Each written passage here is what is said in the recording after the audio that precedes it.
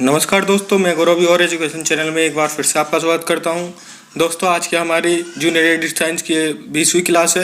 इससे पहले मैंने 19 के क्लासेस करवा चुका हूं और उनका पीडीएफ मेरे टेलीग्राम चैनल पर आपको अवेलेबल है। वहां पर जाकर आप पीडीएफ भी डाउनलोड कर सकते हो हर एक वीडियो का, और अलग अलग सब्जेक्ट की भी हमारी वीडियो चल रही है, उनका भी पीडीएफ आपको टेलीग्राम चैनल पर मिल जाएगा।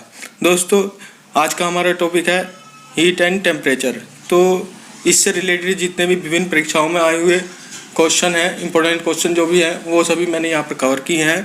तो आगे चलने से पहले मैं आपसे रिक्वेस्ट करूँगा कि जिसने भी वीडियो को लाइक नहीं किया वो लाइक करें और चैनल को सब्सक्राइब जरूर कर दें, क्योंकि यहाँ पर आपको हर एक जितना भी मटेरियल आपको टेट सी टेट या टीचर वैकेंसी से रिलेटेड वो सभी आपको यहाँ पर अवेलेबल होगा। और हमारे जो है चैनल पर बायोलॉजी की क्लास भी चलने लगी है थ्योरी की। आपको वो क्लास कैसी लगी उसके बारे में भी आप मुझे बताएं। और बिना देरी करे चलते हैं हम अपने क्वेश्चन की तरफ। पहला क्वेश्चन है, निम्नलिखित में से कौन सी विधि के द्वारा ऊष्मा के संचरण के लिए माध्यम की आवश्यकता होती है?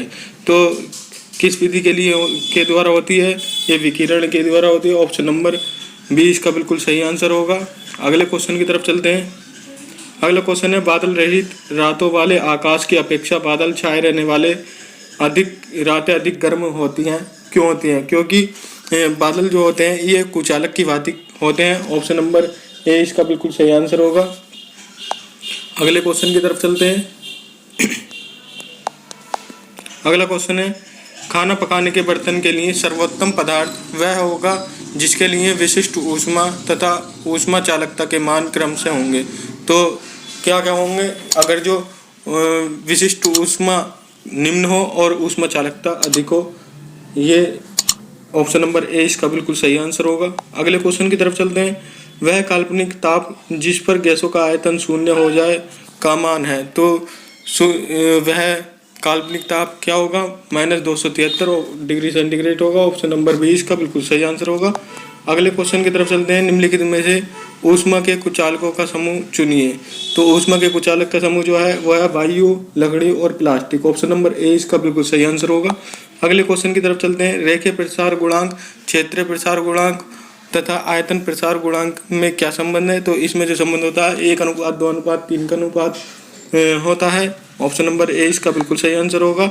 और जितने भी क्वेश्चन है दोस्तों वो कहीं ना कहीं आए हुए मिलेंगे। हर एक क्वेश्चन किसी न किसी एग्ज़ाम में आपका मिलेगा, टीचिंग एग्ज़ाम में, और यहीं से आपको पूरा टॉपिक क्लियर हो जाएगा। आपको कोई थ्योरी की क्लास नहीं पढ़ने की ज़रूरत है, कोई बुक पढ़ने की ज़रूरत नहीं है, ना खरीदने की।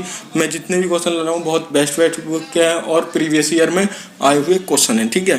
अगला क्वेश्चन है, खाना बनाने के बर्तन में अभ्रक का उपयोग होता है। क्यों होता है ये? क्योंकि ऊष्मा का सुचालक होता है अभ्रक, और किंतु विद्युत का कुचालक होता है। ऑप्शन नंबर ए इसका बिल्कुल सही आंसर हो जाएगा। अगला क्वेश्चन देखते हैं। बर्फ की गुप्त ऊष्मा कितनी होती है? तो आपको पता ही होगा, बर्फ की गुप्त ऊष्मा जो है वो 80 कैलोरी पर ग्राम होती है। ऑप्शन नंबर 20 का बिल्कुल सही आंसर होगा। अगले क्वेश्चन की तरफ चलते हैं। यह 1 किलोग्राम पानी का 1 डिग्री सेल्सियस ताप बढ़ाने के लिए आवश्यक ऊष्मा होती है। तो आवश्यक ऊष्मा की मात्रा जो होती है 1000 कैलोरी होती है। ऑप्शन नंबर डी इसका सही आंसर होगा। अगला क्वेश्चन है, बुरादे से ढकी हुई बर्फ जल्दी से क्यों नहीं पिघलती है? तो बुरादे से ढकी हुई बर्फ क्यों नहीं पिघलती है जल्दी? क्योंकि बुरादा ऊष्मा का कुचालक होता है। ऑप्शन नंबर सी इसका बिल्कुल सही आंसर होगा। अगला क्वेश्चन देखते हैं। किसी वस्तु में ऊष्मा चालक की दर किस पर निर्भर करती है? तो ये करती है दोस्तों, नहीं, इसने पूछा है किस पर निर्भर नहीं करती है।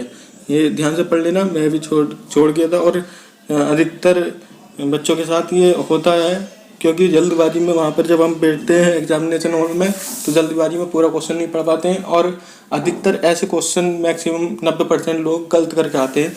तो इसमें पूछा है निर्भर नहीं करती, तो ये घर्षण पर निर्भर नहीं करती है। ऑप्शन नंबर सी इसका सही आंसर होगा। अगले क्वेश्चन की तरफ चलते हैं। ऊनी कपड़े शरीर को जाड़े में गर्म रखते हैं। क्यों रखते हैं? क्योंकि ऊन ऊष्मा का कुचालक होता है। ऑप्शन नंबर ए इसका बिल्कुल सही आंसर हो जाएगा। अगला क्वेश्चन है, विकिरण द्वारा ऊष्मा का स्थानांतरण मुख्य रूप से निर्भर रहता है।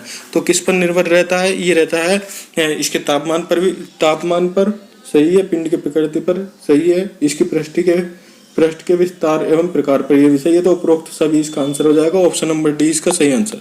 ये क्वेश्चन है, द्रव और गैसों में ताप अंतरण का मुख्य कारण है। तो ताप अंतरण का मुख्य कारण जो होता है वो होता है संवहन, ऑप्शन नंबर बी इसका सही आंसर हो जाएगा। अगले क्वेश्चन की तरफ चलते हैं। वह तापमान क्या कहलाता है जब एक ठोस वस्तु वायुमंडलीय दबाव पर पिघलकर द्रव बन जाती है? तो क्या कहलाती है ये कहलाती है दोस्तों गलनांक, ऑप्शन नंबर ए इसका सही आंसर हो जाएगा। अगले क्वेश्चन की तरफ चलते हैं। अगला क्वेश्चन है, स्थिर अवस्था में ऊष्मा प्रवाह का तात्पर्य होता है। तो क्या होता है तात्पर्य? ये होता है ऊष्मा प्रवाह की दर स्थिर हो या ऊष्मा प्रवाह समय पर आधारित न हो, ऑप्शन नंबर सी इसका सही आंसर हो जाएगा। ऊष्मागतिकी का शून्यवां नियम यह बताता है कि, क्या बताता है ऊष्मागतिकी का शून्यवां नियम? ये बताता है दोस्तों, जब दो प्रणालियाँ तीसरी प्रणाली के साथ ऊष्मा संतुलन में है तो वे एक दूसरे के साथ ऊष्मा संतुलन में होता है, ऑप्शन नंबर डी इसका सही आंसर हो जाएगा। अगला क्वेश्चन है, एक ऊष्मागतिक प्रणाली में ऊष्मा संतुलन तब प्राप्त किया जाता है जब दो पिंड पहुंचते हैं। तो किस पर पहुंचते हैं वो? जब समान तापमान पर पहुंचते हैं, ऑप्शन नंबर सी इसका सही आंसर हो जाएगा। अगले क्वेश्चन की तरफ चलते हैं। एक ऊष्मागतिक प्रणाली में वह प्रक्रिया जिसमें आयतन स्थायी रहता है वह क्या कहलाती है? तो वह कहलाती है दोस्तों सममितीय, ऑप्शन नंबर बी इसका सही आंसर हो जाएगा। अगले क्वेश्चन की तरफ चलते हैं। ऊष्मागतिकी के किस नियम के द्वारा ऊर्जा संरक्षण के नियम को जानते हैं? तो किस नियम के द्वारा जानते हैं? ये जानते हैं समान तापमान, इसका जो हो जाएगा आंसर कौन सा क्वेश्चन है? ये है ऊष्मागतिकी के किस नियम द्वारा ऊर्जा संरक्षण को नियम को जानते हैं। तो ये जानते हैं हम प्रथम नियम से, ऑप्शन नंबर 20 का सही आंसर होगा। इसके मैं सारे नियम आपको बताता हूँ, एक मिनट रुकिएगा। इस क्वेश्चन के बाद ऊष्मागतिकी का कौन सा नियम एंट्रोपी को परिभाषित करता है? तो एंट्रोपी को जो करता है वो करता है द्वितीय नियम, ऑप्शन नंबर 20 सी इसका सही आंसर हो जाएगा। अगला क्वेश्चन है, न्यूनतम संभव ताप क्या है? तो न्यूनतम संभव ताप जो होता है ये होता है -273 degree centigrade, option number C इसका सही आंसर होगा। अगला क्वेश्चन है, एक प्रयोगशाला तापमापी यानी कि थर्मामीटर 50 डिग्री सेंटीग्रेड से 56 डिग्री सेंटीग्रेड के बीच 55 से 56 के बीच 5 छोटे विभाजन प्रदर्शित करता है। इसका तात्पर्य है कि तापमापी से उचित रूप से पढ़ा जाएगा तब जब हम एक स्केल देखते हैं तो उसमें 1 सेंटीमीटर हो या 1 डिग्री सेंटीग्रेड हो, ये जब बढ़ता है तो उसे 5 भागों में बांटा गया होता है। तो 5 भागों का मतलब है 0.2 के 5 भाग बनते हैं, तो ये हो जाएगा 55.2 degree centigrade, option number A इसका सही आंसर हो जाएगा। अगला क्वेश्चन है, कक्षा 8 को क्लिनिकल थर्मामीटर पढ़ने का सही तरीका बताते समय नेहा बढ़ती जाने वाली निम्नलिखित आवश्यक सावधानियों का उल्लेख करती है। तो इसमें से कौन सी गलत सावधानी उसने बताई थी, ये देखते हैं। पहला है, थर्मामीटर को प्रयोग से पहले और बाद में गर्म पानी से धोना चाहिए। यही गलत सावधानी, क्योंकि गर्म पानी से हम धोएंगे तो थर्मामीटर का तापमान ऑलरेडी बढ़ जाएगा, तो वो सही तापमान नहीं बताएगा हमारे शरीर का या किसी भी चीज़ का। और बाकी ये तीनों ये सही है। थर्मामीटर को पढ़ते समय उसे बल्ब की तरफ से नहीं पकड़ना चाहिए, सही है। थर्मामीटर का उपयोग करने से पहले यह सुनिश्चित कर लें कि उसका मरकरी स्तर, ये सही है। थर्मामीटर से मरकरी स्तर को दृष्टि रेखा से स्तर में पाटन करें, ये भी सही है, ठीक है। तो इसका ऑप्शन नंबर ए सही हो जाएगा क्योंकि इसने पूछा था गलत कथन। अगला है, सल्फर, एल्युमिनियम और लोहे के गलनांक 0 डिग्री सेंटीग्रेड में क्रम से इतने हैं, निम्नलिखित में से कौन सा सही है? तो इसमें से जो सही आंसर होगा ये होगा दोस्तों ऑप्शन नंबर डी सही होगा। एल्युमिनियम तथा Fe 200 डिग्री से तापक्रम पर भी ठोस रहते हैं, ठीक है। अगले क्वेश्चन की तरफ चलते हैं। दिए गए कथनों को पढ़िए तथा सही विकल्प को चुनिए। पहला है, डॉक्टरी तापमापी थर्मामीटर का परिसर 35 डिग्री सेंटीग्रेड से 42 डिग्री सेंटीग्रेड होता है, ये कथन सही है। दूसरा कथन है, प्रयोगशाला तापमान थर्मामीटर का परिसर प्राय इतने से इतने होता है, ये गलत है। तो इसका जो सही आंसर हो जाएगा ये ऑप्शन नंबर डी हो जाएगा। अगले क्वेश्चन की तरफ चलते हैं।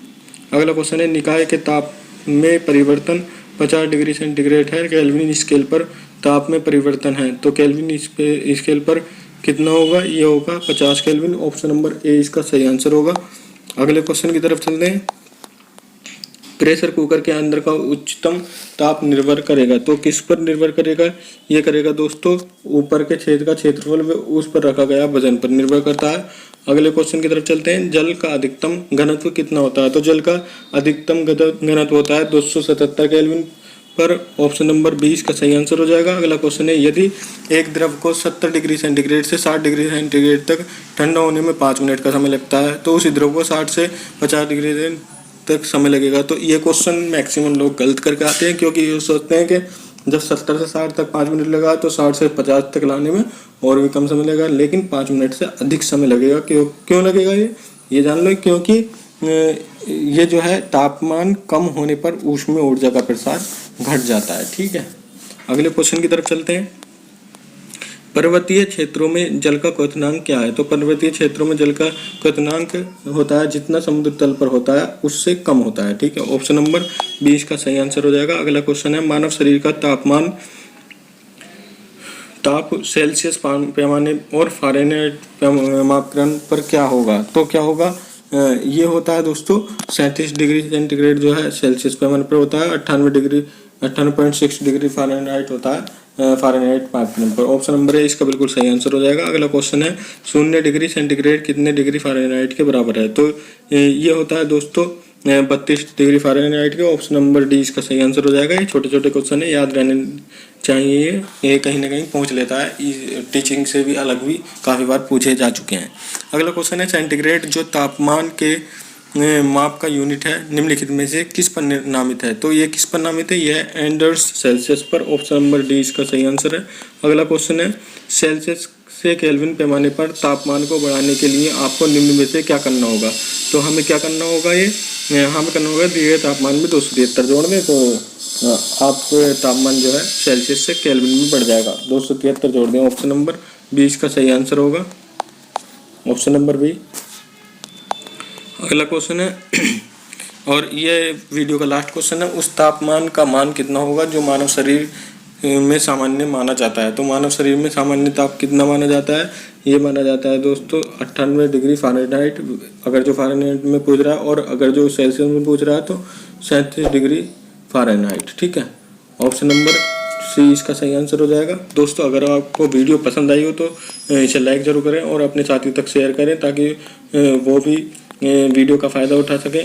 और दोस्तों ज़्यादा से ज़्यादा हमारे चैनल से लोगों को जोड़ने की कोशिश करें। आपका हमें साथ चाहिए, थोड़ा सा नहीं, बहुत साथ चाहिए। आपकी वजह से ही हमारा चैनल चल रहा है और मैं काफ़ी उत्साहित हूँ कि हमारे चैनल पर डेली लोग जुड़ रहे हैं और ज़्यादा से ज़्यादा रिएक्ट कर रहे हैं।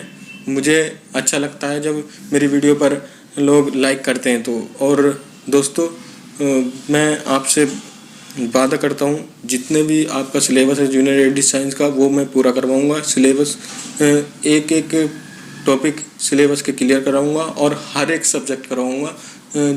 और इसके साथ साथ टेट सीटेट की भी हमारे चैनल पर अब क्लासेस शुरू हो जाएंगी।